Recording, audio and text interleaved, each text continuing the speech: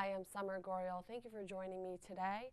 Today I would like to introduce to you a new series that is coming to ABN that we are currently in the process of producing. My father and I will be sharing with you soon an exciting new series to really take a look at some hot topics, some issues that many young people and really people of all types of backgrounds are facing in today's generation, so that we can ask questions and really work together to find real answers to the questions that we face on this short journey that we're traveling on together.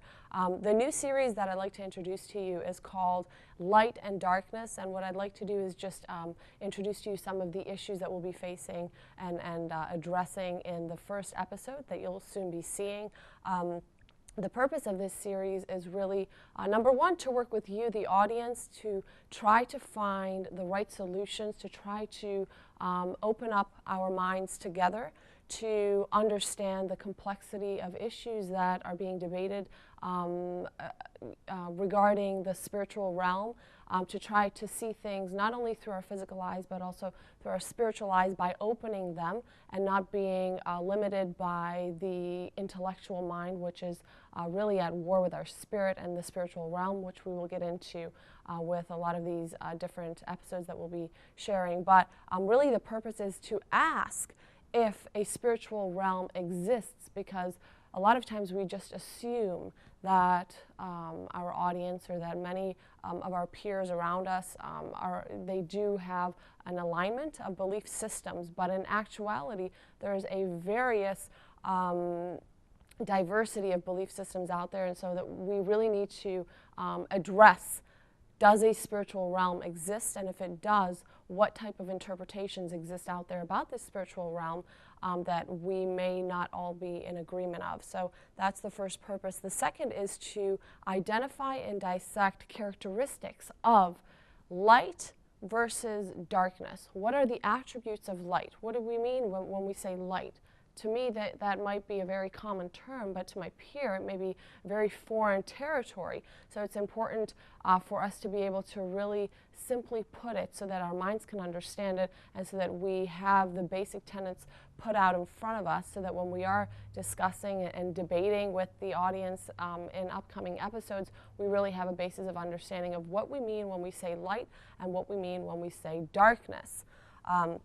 The third thing is to and this is one of the most important parts of this series that we envision, is to reveal solutions, and it's to really identify measurement tools of how we can see light and how we can see darkness within the spiritual realms, although we are limited by our physical eyes and by the physical intellect and by our own muscles that we also proudly depend on, because this is what society teaches us. But it's really to identify what those types of measurement tools might look like if we have come to the realization to accept that we are limited in our knowledge, limited in our minds, limited in our capabilities, and there is the potential of something much larger, something more on a supernatural level that we are unaware of, and that we surrender to that fact so that we can really open our eyes to figure out what sorts of solutions are out there to understand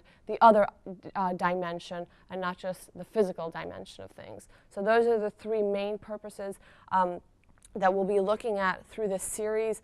And part of, and I want to share with you a quick verse, but part of identifying what the purpose of light versus darkness is, although we'll be discussing what the attributes are of light, and I want to share with you one verse here, but it's really to understand, once we figure out the source of light, what are the byproducts of light? And one of the things, of course, as based on the biblical teachings and the life of Jesus, the light, Jesus is the light. Jesus is the light of the world. And one of his commandments, or one of his teachings, and I'd like to read it to you and really encourage you. It says in Matthew 20, verse 26, it says, "Whoever desires to become great among you, let him be your servant. And whoever desires to be first among you, let him be your slave. Just as the Son of Man did not come to be served, but to serve, and to give his life as a ransom for many. And so we'll be looking into these verses and what they mean for us today, for this generation living in 2013. A lot of times it's so difficult to comprehend, number one. Number two, difficult to accept in our lives because of the teachings of this society that go so contrary to the biblical teachings and the teachings of the life of Jesus. But what do they mean for us? How do they apply to someone like me living in this generation? How do they apply to someone like you? How can I challenge you and how can you challenge me to go against the stream of this society which tries so hard to force us and to tempt us to bow down to the idols of materialisms, the idol of my mind, my intellect, which goes against my spirit, and those sorts of things. So it's just a short introduction of some of the things that we will be addressing and tackling and really looking to get your involvement with on some of these exciting issues. They are politically incorrect issues to maybe address through mainstream media outlets, but through ABN we really hope to work with you to look at some of the questions that have been debated for many years, and they'll continue to be debated among different types of audiences, but we want to give you an opportunity to share your comments with us and to share your feedback and to give you a platform to voice your opinion on some of the hottest questions being asked today. And so that's the main issue, or the main purpose of the show. And then, of course, if we're going to be looking at light, we also are going to be tackling darkness, the meaning of darkness, not just from a biblical point of view, but look at it from the secular world. Does darkness exist, or is it just a byproduct of the absence of light? And who defines darkness? And what are the attributes of darkness? Or is it all an illusion and we're really just looking at issues that today they're here, tomorrow they're not here? There's really no justifiable logic or proof or equation that can really justify the things that we discuss. But if we're going to look at light, we have to be able to look at it from the other perspective too, which is darkness, from the point of Jesus, from the point of view of Jesus and his life and his teachings, and really see and compare it with this generation, the teachings of this generation, the promises and goals and hopes of this generation that's imprinted in our minds, and of course therefore followed with our bodies and our lifestyles. And of course, when we ask why are we asking these questions? Why are we even attempting to address such issues at hand? And really it's a question and a response is that we're only here for what, 70 to 80 years? If you look at the timeline of eternity, 70 to 80 years is really point A to point B, and it vanishes so quickly. If you look at just look at your life and we review and we reflect back, and it just goes by so fast, so slow, but so fast. It's like a vapor. And in 100 years, none of us will ever be here. So it's always a good question. It's a time to refine our minds. It's an opportunity to work together to really identify what our purpose is here on earth in the short time that we have together, and to work with one another to sharpen each other's minds with the differences of our belief systems, the differences of our experiences, of our past, of our all of our differences, to try to work together to find out what is our purpose on this short journey together that we have. So just wanted to give you a short introduction.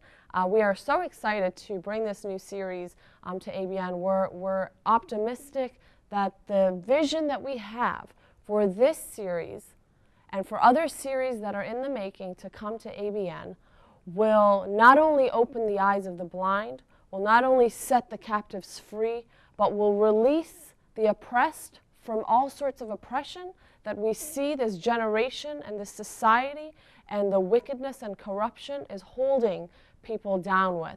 And we believe that multitudes of people will be set free from these types of episodes, these types of shows, and the vision, the long-term vision that we have for this type of a show that we're soon going to be bringing to ABN, so that at the end of the day, not so that we could put a good show out for ABN and entertain you, but so that at the end of the day, we can be a resource for those people who live their lives in chains, who in their minds, in their actions, in their lifestyles are imprisoned, are within prisons, whether it's addiction or whether it's a psychological prison or an emotional prison or a financial prison or a peer pressure prison or a marriage problem prison or a child behaving wrongly prison. There are so many prisons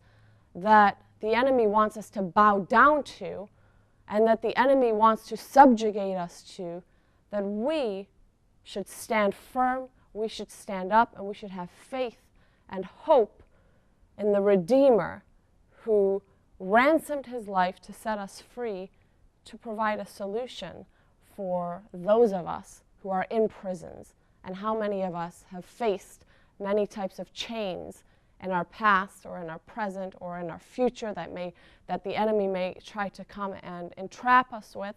And so these programs are really an opportunity to open our minds to solutions that are biblically sound, solutions that will permanently set us free from the traps of the enemy.